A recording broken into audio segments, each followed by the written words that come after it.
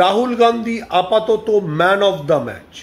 ভারতবাসী কিন্তু ক্ষমা করবে না। সিপিএমেরই কি ভালো ছাত্র হওয়ার চেষ্টা করছেন নরেন্দ্র মোদী, অমিত শাহরা? পশ্চিমবঙ্গে যারা বাম ছেড়ে রাম হয়েছেন তারাই কি বিজেপিকে এইটা শেখালেন? যারা ভোট চুরি করছেন তাদেরও কিন্তু ওই রকম হেলিকপ্টারে ঝুলে ঝুলেই পালাতে হয়। যে বিজেপির মুখপাত্ররা আজকাল প্রেস কনফারেন্সে আসার আগে প্যান্ট পরতে ভুলে যাচ্ছেন। বিপক্ষের ভোটারদের নাম বাদ দাও, নিজের ভোটারদের নাম ঢোকাও। Man of the match Rahul Gandhi. আপাতত এই বিষয়টি নিয়ে অন্তত কোনো সংশয় থাকার দরকার নেই। কংগ্রেসের সাংসদ, লোকসভায় বিরোধী দলনেতা যেভাবে লাগাতার শব্দটাই আমি ব্যবহার করছি, নির্বাচন কমিশনকে বেআব্রু করে চলেছেন, তাতে ভারতবর্ষের জনগণের মধ্যে সাড়া পড়ে গিয়েছে এবং শাসক দল বিজেপি ব্যাকফুটে।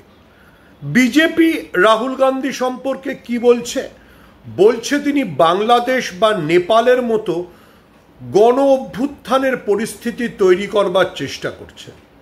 তাহলে কি বিজেপিও স্বীকার করে নিচ্ছে বাংলাদেশে যেভাবে ভোট জালিয়াতি করতেন শেখ হাসিনা এবং তার দল আওয়ামী লীগের সরকার, সেটা ভারতবর্ষে করছে বিজেপি নির্বাচন কমিশনের মাধ্যমে?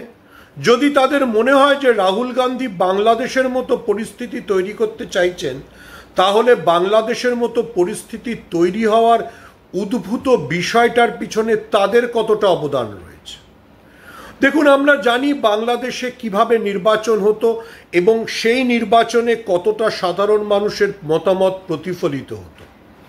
সেই কারণেই আওয়ামী লীগ নেতাদের বাংলাদেশ ছেড়ে পালাতে হয়েছে। শেখ হাসিনা হেলিকপ্টারে করে এসে ভারতে আশ্রয় নিয়েছেন। এটা আলাদা কথা যে বাংলাদেশে শেখ হাসিনার সরকারের পতনের পর সেখানে একটি মৌলবাদী সরকার, একেবারে জামাতে ইসলামীর সরকার, তারা ইউনূসের ছদ্মবেশে ক্ষমতা দখল করেছে। নেপালেও আমরা দেখেছি কিভাবে তথাকথিত শাসকদের হেলিকপ্টার থেকে ঝুলিয়ে দেওয়া দড়িতে করে পালাতে হয়েছে। বিজেপি নেতারা যেন ভুলে না যান, সুপ্রিম কোর্টের প্রধান বিচারপতি বি.আর. গভাই তিনি কিন্তু সবাইকে সতর্ক করে দিয়েছেন নেপাল এবং বাংলাদেশের পরিস্থিতি দেখে সতর্ক থাকার জন্য। কিন্তু হয়েছেটা কি যে যার জন্য এত শোরগোল পড়ে গিয়েছে, বিজেপি ভয় পেয়েছে এবং রাহুল গান্ধীর বিরুদ্ধে অভিযোগ তুলছে।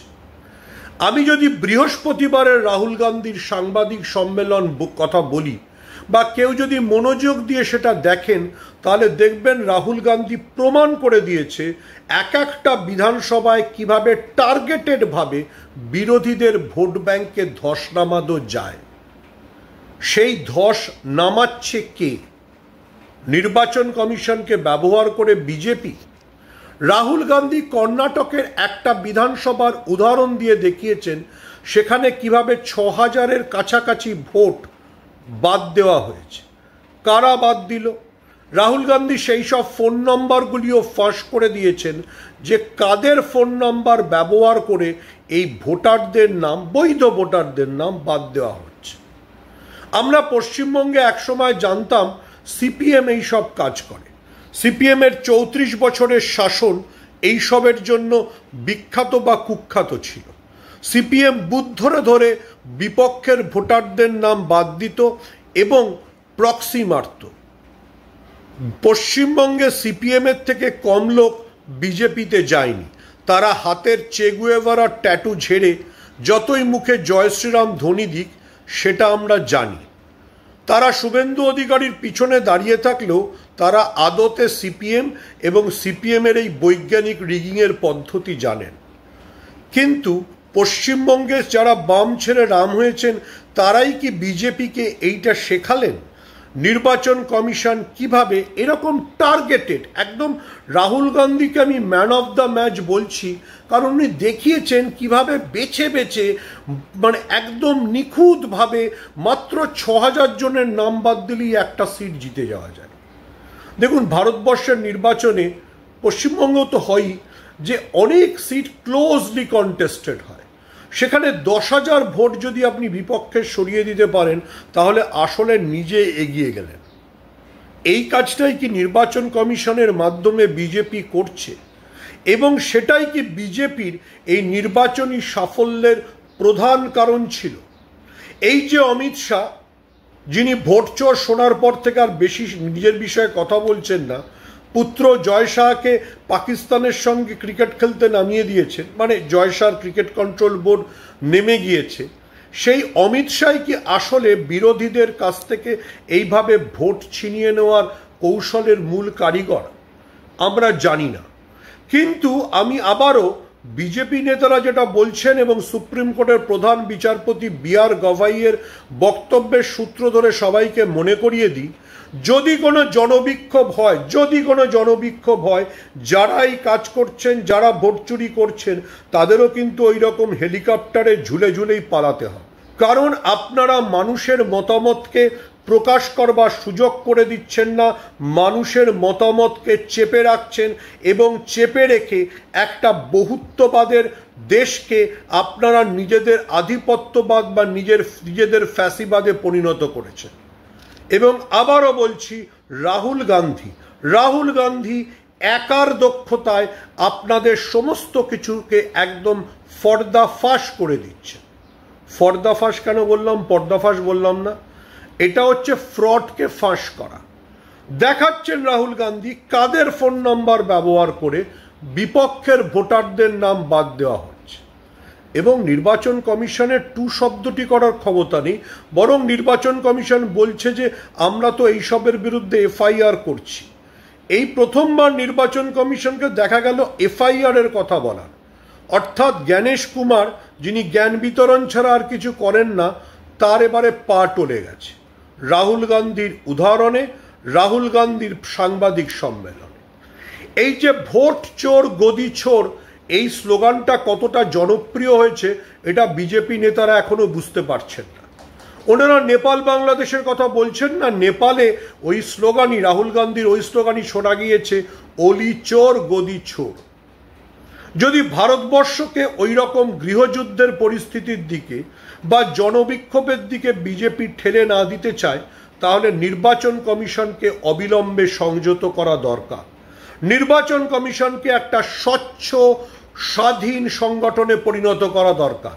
এই যে বিরোধীদের অভিযোগ যে নির্বাচন কমিশনটা বিজেপির এক্সটেন্ডেড অফিস হয়ে গিয়েছে, যেমন বিজেপির একটা এক্সটেন্ডেড অফিস হচ্ছে ইডি বা এনফোর্সমেন্ট ডিরেক্টরেট, আর একটা এক্সটেন্ডেড অফিস হচ্ছে ইসি বা ইলেকশন কমিশন, সেই অভিযোগ থেকে নির্বাচন কমিশনকে মুক্ত করা দরকার।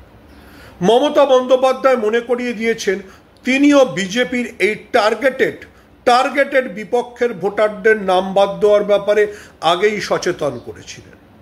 রাহুল গান্ধীর প্রেস কনফারেন্সের পরে বোঝা যাচ্ছে মহারাষ্ট্র বা দিল্লিতে বিজেপির সাফল্যের আসল কারণ কি। 2024-এর যে লোকসভা নির্বাচনে মহারাষ্ট্রে বিজেপি ধরাশায়ী হয়েছিল, 48টার মধ্যে 31টা আসন পেয়েছিল ইন্ডিয়া জোট।